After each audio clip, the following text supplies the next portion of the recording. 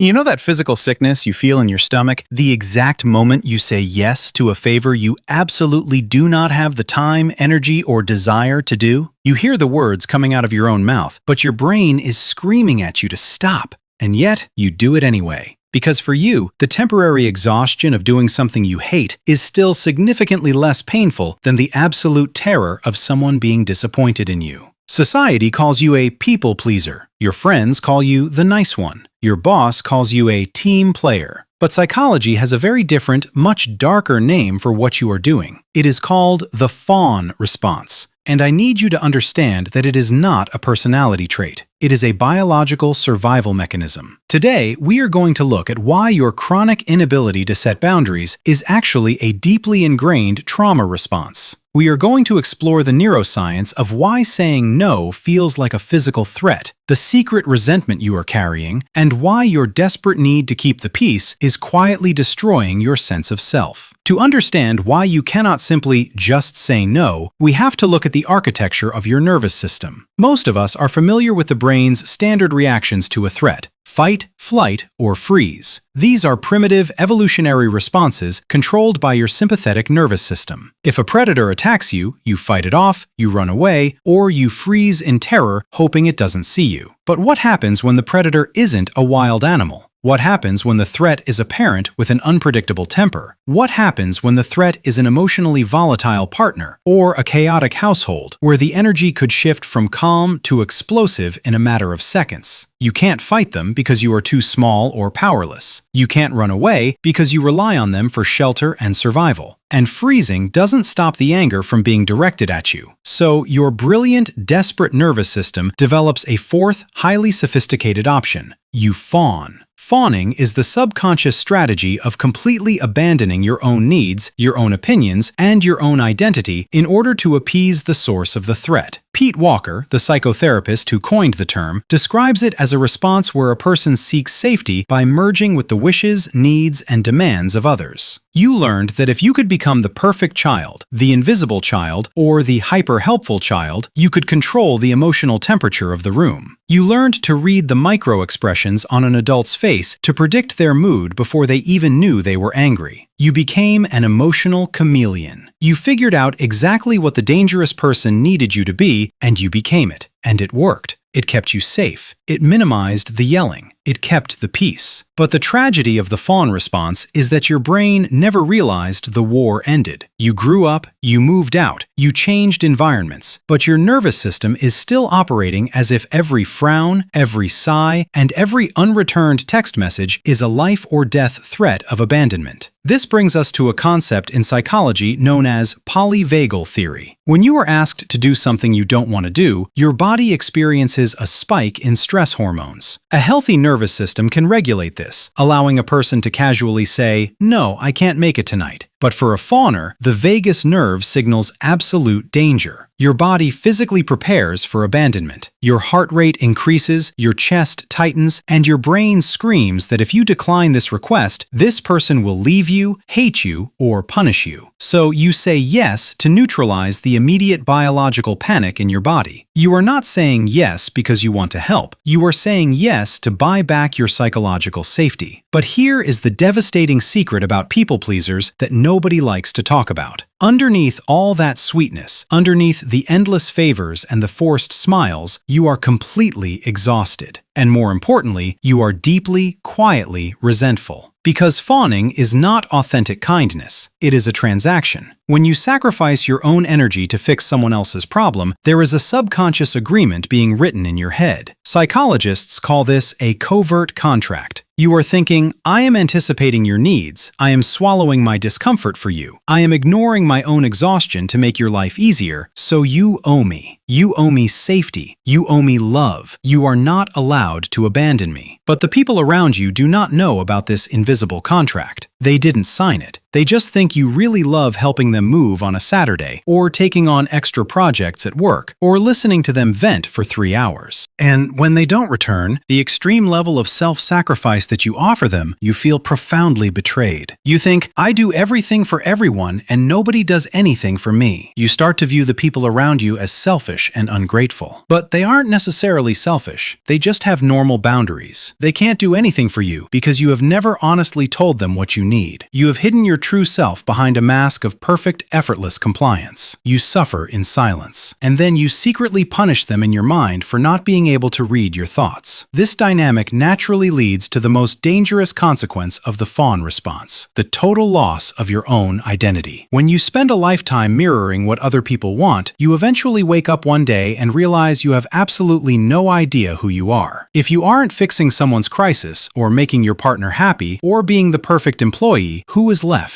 When someone asks you a simple question like, where do you want to eat? Or, what do you want to do today? You freeze. You genuinely do not know. You immediately try to calculate what they want to do, so you can agree with it. You don't know what music you actually like, what hobbies bring you joy, or what your actual values are, because your entire personality has been a performance designed to avoid conflict. You have negotiated away your soul, one small yes at a time. And because you have no boundaries, you become an absolute magnet for a very specific type of person. If you are a chronic fawner, I can almost guarantee that your dating history or your friend group contains people with highly narcissistic traits. It is the perfect toxic puzzle. A narcissist requires endless validation, control, and someone to put their needs above all else. A fawner is biologically programmed to provide endless validation, submit to control, and put everyone else's needs above their own. The narcissist thinks, finally, someone who realizes how important I am. And the fawner thinks, finally, someone who gives me a clear role to play so I can feel useful and safe. You confuse their dominance for leadership. You confuse your submission for love. And you will stay in these draining, one-sided relationships for years, completely burning yourself to the ground to keep them warm. So, how do you stop? How do you break a survival habit that is wired into your very neurology? You have to start practicing the terrifying art of letting people be disappointed in you. It sounds impossible, and at first, it will feel like you are doing something morally wrong. When you finally say no to a request, your brain will flood your body with cortisol. You will feel a massive spike of anxiety. You will want to immediately text them back, apologize profusely, and say yes. You have to learn to sit in the fire of that anxiety. Do not send the text. You have to teach your nervous system that someone being slightly annoyed with you is not a threat to your survival. They are allowed to be bummed out that you can't help them, and you are allowed to prioritize your own rest. Both of those things can exist in the same room. The world will not end because you chose yourself. Start small. Practice micro boundaries. Tell the barista they got your order wrong instead of drinking a coffee you didn't ask for. Wait 24 hours before agreeing to do a favor for a friend. Use the phrase, let me check my schedule and get back to you, instead of instantly saying yes. Real love and real friendship is not fragile. If a relationship falls apart simply because you stopped abandoning yourself to keep it together, it was never a relationship. It was a hostage situation. And you do not owe your captors your loyalty. You are allowed to take up space. You are allowed to be inconvenient. You are allowed to have needs, opinions, and desires that completely clash with the people around you. You survived your past by hiding your true self, but you can only survive your future by finally letting yourself be seen. If this hit a little too close to home, it's because your empathy has been weaponized against you. In the next video, we are going to look specifically at the magnetic attraction between the highly empathetic fawner and the emotional narcissist. We are going to unpack exactly how that trap is set and how you can break the codependency loop for good. Click right here and let's take your power back.